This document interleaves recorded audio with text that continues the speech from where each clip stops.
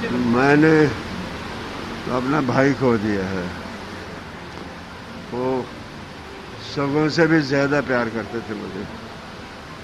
पहली मुलाकात में ऐसे लगा कि हम पता नहीं कब से एक दूसरे को जानते हैं। अब और क्या सुनाऊं, ज़माना सुना रहा है, मैं क्या सुनाऊं उनके बारे में। लेकिन आज एक बहुत बड़ा सदमा लगा है मुझे। एक सदी का अंत है।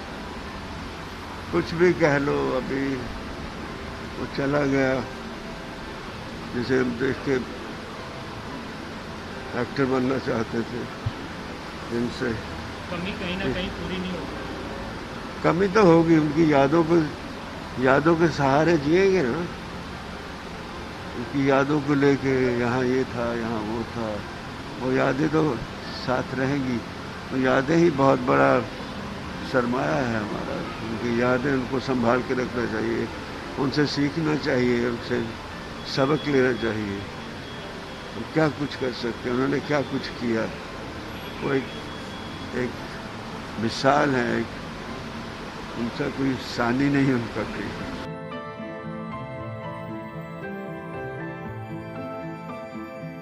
हिंदुस्तान का प्री इंडिपेंडेंस कोई ऐसा एक्टर नहीं है जिन पर दिलीप साहब के अभिनय की छाप नहीं हो। इनफैक्ट हर कलाकार में, चाहे वो सुपरस्टार हो चाहे वो छोटा छोटा कलाकार हो, उसमें सब में दिलीप कुमार साहब नज़र आते हैं। बतौर इंसान मैंने उनसे बहुत कुछ सीखा है। मैंने 4 फिल्में की उनके साथ। मेरी सबसे बड़ी फिल्म जो कर्मा थी वो उनके साथ थी, और उसके बाद मैंने उनके साथ सौदागर की। बहुत सारा वक्त मैंने उनके साथ गुजारा, और एज ए पर्सन उनसे मुझे बहुत कुछ सीखने को मिला। एज एन एक्टर तो सारी दुनिया को मिला है।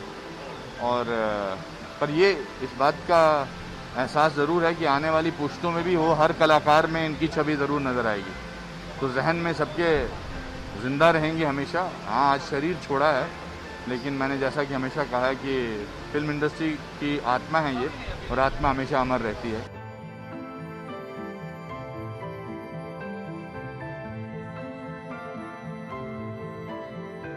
आज भी हैं, वो हमारे साथ हैं। हजारों साल नरगिस अपनी बेनूरी पे रोती है, हजारों साल नरगिस अपनी बेनूरी पे रोती है। बड़ी मुश्किल से होता है चमन में दीदावर पैदा। एक दिलीप कुमार एक सदी में पैदा नहीं होता, 1000 साल में पैदा होता। देखिए, वो कितने बड़े कलाकार थे। उसके लिए, वो बोलने के लिए मेरे पास तो मेरे को बैठना पड़ेगा, लिखना पड़ेगा। समझे कि नहीं? अच्छे नहीं बोल पाएंगे कि दिलीप साहब क्या थे, क्योंकि वो समझ में नहीं आते थे। वो इतनी बड़ी हस्ती थी, उनके साथ आप बैठो तो आप बात नहीं कर सकते। उनको देख करके कुछ ऐसा हो जाता, उनकी आंखों में इतनी ताकत थी, समझे कि नहीं? लेकिन वो शायद जानते थे कि मेरे से लोग झेपते हैं, लेकिन हम लोगों को अपनी बातों से इतना इजी कर देते थे कि हम लोग फ्री हो जाते थे।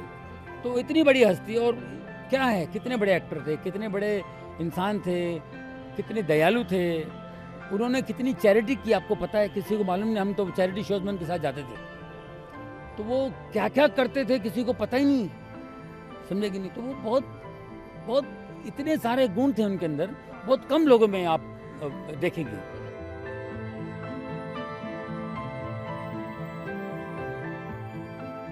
पंद्रह साल की सफरिंग के बाद आज वो गए। मेरे लिए दिलीप कुमार साहब एक बहुत ही बड़े देव मूर्ति की तरह थे, आइडल थे मेरे।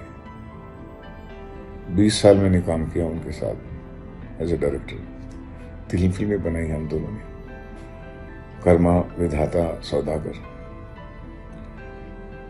फिल्मों के अलावा उन्होंने मुझे बहुत कुछ सिखाया जीवन में। मेरा पूरा जीवन ट्रांसफॉर्म कर दिया उन्होंने। मेरी सोचने का तरीका, मेरे देखने का तरीका।